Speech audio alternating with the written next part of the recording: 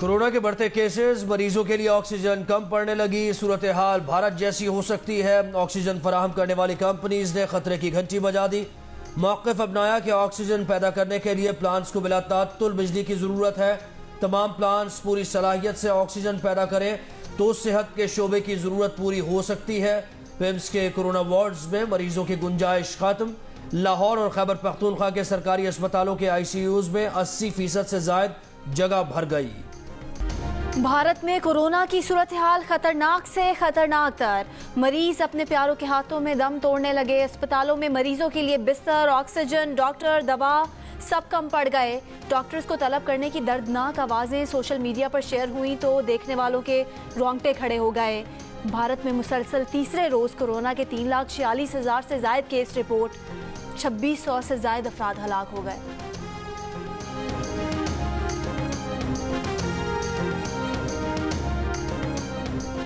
वज़ीर आज़म इमरान खान का कोरोना की खतरनाक लहर में भारत के अवाम से इजहार यकजहती। एक बयान में कहा कि दुनिया भर और भारत में कोरोना मरीजों की सेहतयाबी के लिए दुआ गो हैं।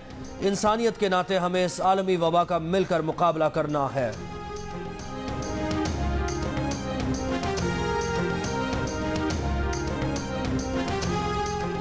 मुल्क में कोरोना से मजीद 157 अमवात, मजीद 5,908 केसेस रिपोर्ट। गुज़िश्ता रोज़ कोरोना के 52,402 टेस्ट किए गए। कोरोना मुस्बत केसेस की शरह 11% से ज़्यादा रही।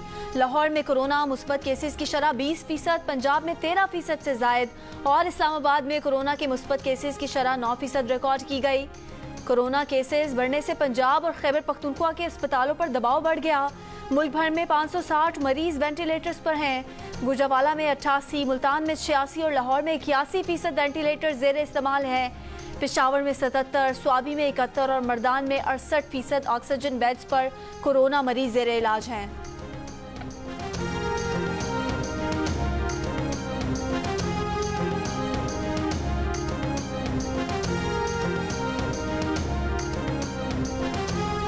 खैबर पख्तूनख्वा के ज़िला मर्दान में कोरोना के मुस्बत केसेस की शरह सबसे ज़्यादा 41% रिपोर्ट। पेशावर और हरीपुर में 27% लोअर दीर में 34, नौशहरा में 25, मालाकंड में 23% और सूबे में मजमूई तौर पर कोरोना के मुस्बत केसेस की शरह 15% से ज़्यादा रही। कोयटा में कोरोना के मुस्बत केसेस की शरह 14% और बलूचिस्तान में 11% रिकॉर्ड की गई। कोयटा के तालीमी इदारों में 27 तलबा में कोरोना की तस्दीक की गई।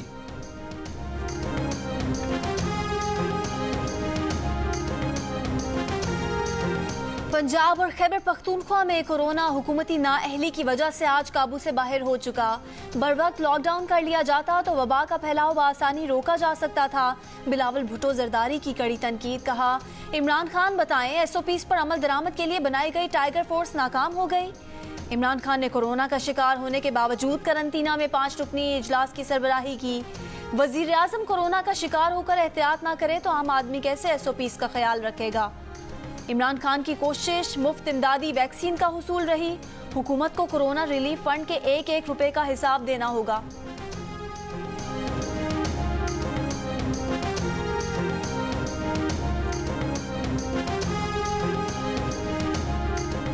मुस्लिम लीग नून के सदर शहबाज शरीफ की कोरोना की शदीद लहर में लोगों को घरों तक महदूद रहने की अपील। कहा, मौजूदा संगीन हालात में अपनी और अपने प्यारों की जिंदगियां महफूज बनाने को यकीनी बनाएं। शहबाज शरीफ का जमानत पर रिहाई के बाद अवाम, पार्टी कारकुनों और रहनुमाओं से इजहार तशक्कुर। कहा, अल्लाह ने एक बार फिर उन्हें सुरखरू फरमाया और सच्चाई को अयां कर दिखाया।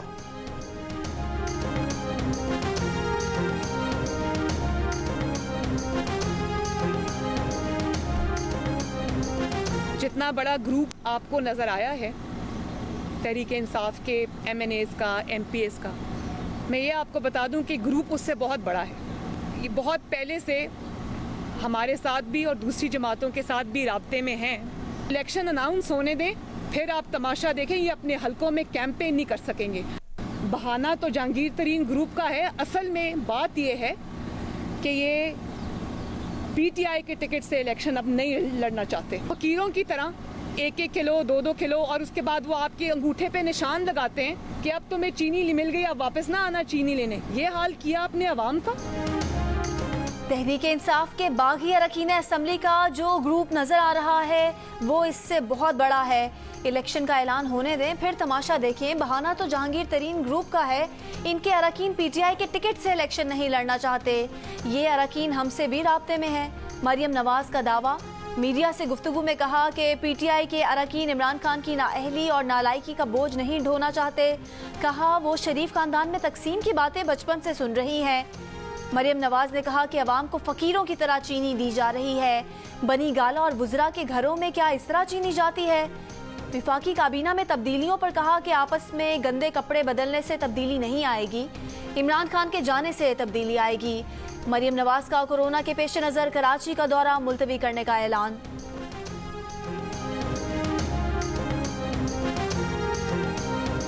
शहबाज शरीफ साहब जो हैं वो अपना केस लड़े हैं, उनको ज़मानत हुई है। अब वो ज़मानत की जो वजूहात हैं हम उससे एग्री नहीं करते, लेकिन इसका मतलब ये नहीं है कि हम उसको जो है वो हम अदालतों के सामने अदालतों के ऊपर ही हमले कर दें। इस मईशत के इस्तेहकाम को रवां दवां रखने के लिए ज़रूरी है कि हम एक चीप पॉलिटिक्स में ना पड़ें। इस वक्त सियासत में तो बहुत तलखी जो है वो पाकिस्तान के मुफाद में नहीं है।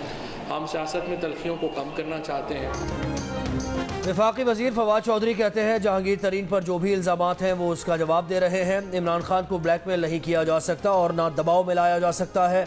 कराची में प्रेस कॉन्फ्रेंस करते हुए फवाद चौधरी ने कहा कि शहबाज शरीफ का जो फैसला आया है उससे इत्तेफाक नहीं करते, लेकिन इसका मतलब ये नहीं कि अदालतों पर चढ़ दौड़े। इस वक्त जो सूरत हाल है मुल्क की सियासत तलखी की मुतहम्मिल नहीं हो सकती, लेकिन नून लीग के लोग चाहते हैं कि सियासत में तलखी रहे। फवाद चौधरी ने सिंध हुकूमत को भी निशाने पर रख लिया। कहा 2 बरसों में 1600 अरब रुपए सिंध में आए जिसका कोई हिसाब नहीं। पीपल्स पार्टी ने सिंध को खंडरात में तब्दील कर दिया। सूबे में सेहत इंसाफ कार्ड सिंध हुकूमत की वजह से नहीं ला सके। सिंध हुकूमत से दरखास्त है कि वो फैसले पर नजरसानी करे।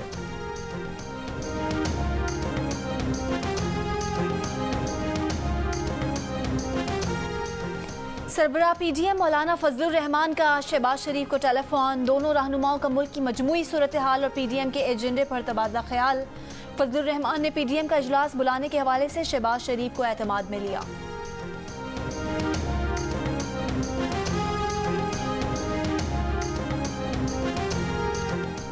कोरोना की बढ़ती सूरत हाल। मुल्क भर के अस्पतालों में 6900 बिस्तरों का इजाफा, 2800 ऑक्सीजन बेड्स और 430 वेंटिलेटर्स भी शामिल। एनसीओसी इजलास के बाद एलामिया जारी। इजलास में फैसला किया गया कि कोरोना में इजाफे और अस्पतालों पर दबाव बढ़ने की सूरत में लॉकडाउन होगा।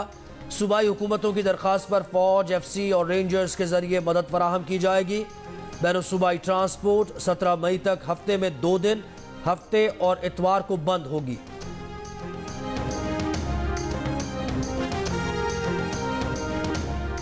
एनसीओसी के सरबराह असद उमर ने कहा है कि मुल्क में तशवीशनाक मरीजों की तादाद गुज़िश्ता बरस जून की निस्बत 30% ज़ायद है। फिलहाल चंद मजीद पाबंदियाँ लगाई गई हैं। उम्मीद है नताइज अच्छे आएंगे। SOPs पर अमल दरामद न करने वालों के खिलाफ कार्रवाई की भी हिदायत की है। विफाकी वजीर का कल से 60 से 64 साल तक की उम्र के अफराद के लिए वॉक इन वैक्सीनेशन शुरू करने का भी ऐलान। वैक्सीन लगवाने वालों का पैगाम है मुल्क में मामूल की जिंदगी की वापसी चाहते हैं तो कोरोना को ना, वैक्सीन को हाँ।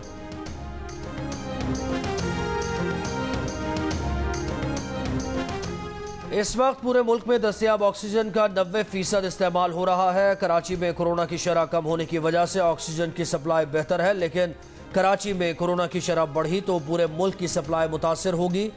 वफाकी वज़ीर इत्तलात फवाद चौधरी की प्रेस कॉन्फ्रेंस। कहा हम 77% कोरोना अर्बन सेंटर से फैल रहा है। एक हफ्ते के दौरान सूरत हाल बेहतर ना हुई तो मुकम्मल लॉकडाउन की तरफ जाना होगा। हुकूमत की कोशिश है कि कोरोना की लहर इसी हफ्ते नीचे आए। मुकम्मल लॉकडाउन की वज़ीर आज़म ने मुखालफत की है। फवाद चौधरी ने कहा कि पाकिस्तान का वैक्सीनेशन प्लान यूरोप से भी अच्छा है। वैक्सीन लगाने में 1 साल लगेगा।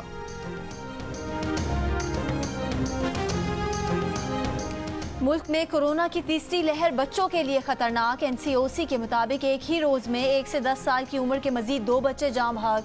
1 अप्रैल से अब तक कोरोना के बायस 7 बच्चे अमवात का शिकार हो चुके। कोरोना के बायस अब तक 1 से 10 साल तक के 47 बच्चे जाँ बहक हो चुके हैं। महकमा सेहत सिंध के मुताबिक अब तक 10 साल तक के 226 बच्चे कोरोना से मुतासर हुए हैं।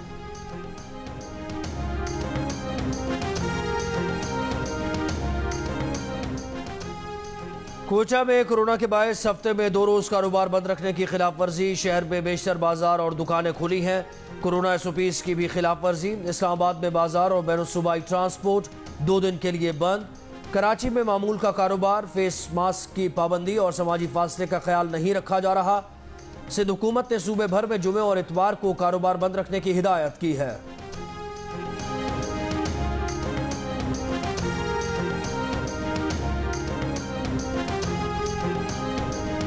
वज़ीर आज़म इमरान खान कहते हैं कि रोशन डिजिटल अकाउंट के जरिए फंड्स वसूली $1 अरब से तजावुज़ कर गई। ओवरसीज पाकिस्तानियों की ज़बरदस्त पजीराई पर शुक्रिया अदा करते हैं।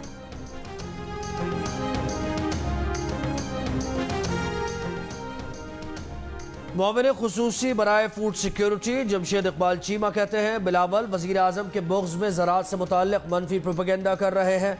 किसानों को गंदम की फसल पर तकरीबन 500 अरब रुपए ज़्यादा मिलने का अंदाज़ा है। इस साल गंदम की पैदावार रिकॉर्ड 28 मिलियन टन से ज़्यादा होने का इम्कान है। सिंध में गंदम की 2000 रुपए मन कीमत अपने खाचे के लिए मुकर्रर की गई। महकमा खुराक सिंध किसान से 150 रुपए फ़ी बोरी बारदाना वसूल कर रहा है। 150 रुपए फ़ी बोरी बारदाने का पैसा आपकी जेब में जाएगा। इस वक्त ये वापस इंडिया गए हैं। किसी एक भी यात्री में कोई भी कोरोना की या किसी भी और मेडिकल कंडीशन की अलामत नहीं पाई। 200 लोगों को अगर कोरोना पॉजिटिव था और 10 रोज़ से था तो किसी न किसी किस्म की कोई अलामत होती या कोई भी और कोरोना की जो अलामात हैं वो जाहिर होती, जो कि किसी स्टेज पे किसी भी में जाहिर होती। पाकिस्तान मतरूका वक्फ अमलाक बोर्ड के सरबराह डॉक्टर आमिर अहमद ने 200 सिख यात्रियों के कोरोना टेस्ट मुस्बत आने को नाकाबिले यकीन करार दे दिया। कहा पाकिस्तान में क़याम के दौरान किसी भी यात्री ने ऐसी कोई शिकायत नहीं की जिससे अंदाज़ा होता कि उनमें कोरोना की मामूली से भी असरात मौजूद हैं।